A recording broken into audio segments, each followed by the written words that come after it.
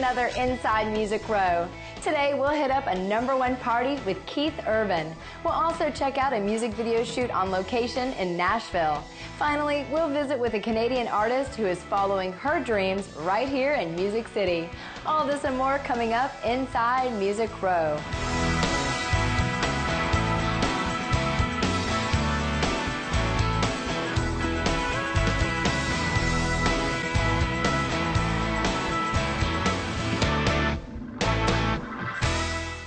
Hey there, I'm Bailey, and I'm so glad you joined us for another Inside Music Row. We've got a great show today, so let's get started with Ronnie Milsap. Ronnie is returning to his country roots with his latest album, Country Again. The new 12-track disc hit stores earlier this summer and includes the first single, If You Don't Want Me To, The Freeze. This project is a joint venture between Ronnie and Bigger Picture Music Group.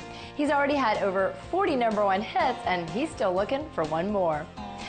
Bryan struck gold certification with his current single, Country Girl, Shake It For Me. Co-written with Dallas Davidson, this is now Luke's third gold certified single. The up-tempo hit is the lead single off his Tailgates and Tan Lines album, due out Tuesday. Luke is now finishing up his tour with Tim McGraw and will hit the road with CMT on tour this fall. Next weekend will be a cool time to visit the Sandestin Golf and Beach Resort in the Florida Panhandle. The second annual Sandestin Music Festival is co-sponsored by BMI and is free and open to the public. Jeffrey Steele, Larry White, and many more artists and songwriters will take the multiple stages throughout the village of Baytown Wharf, I'm sure well into the night. The CMA Music Festival was a huge boost to the Nashville economy, with experts saying it brought in over $30 million in direct visitor spending. The 3-hour ABC special, Country's Night to Rock, will air Sunday at 8 p.m. Eastern. Then the focus will shift to the annual CMA Awards, which will air live from Nashville's Bridgestone Arena November 9th, also on ABC. Cracker Barrel is teaming up with the Grand Ole Opry to release 4 discs full of hits for more than 50 superstar artists.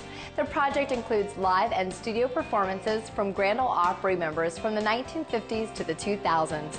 The classic collection includes a disc each of duets, outlaws, classics, and contemporary hits. Now it's time to go inside the song. Earl Bud Lee came up with a song idea, and Dwayne Blackwell knew it had potential. They wrote out the lyrics and asked a struggling artist friend to cut the demo for them.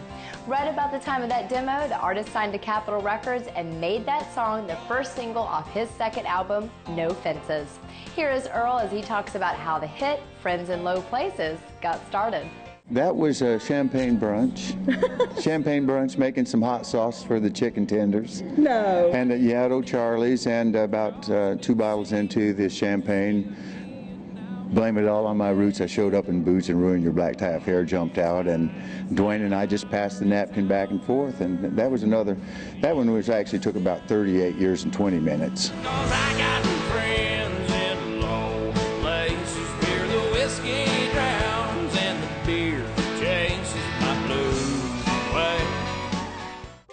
Here we are now in August, and the summer tours are still going strong. Let's take a quick peek at who's going where and when.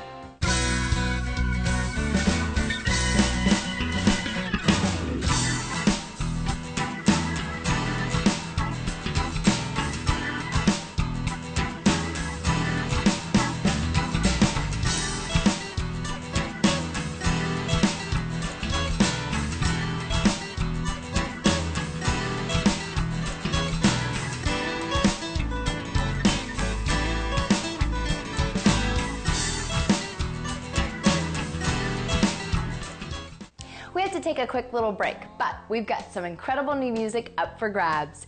If you want to enter this week's drawing for a copy of Jessica Ridley's debut disc, Fit to be Tied, then you have to enter online at InsideMusicRow.com. Just click on the link for free music and follow the instructions to enter or update your profile.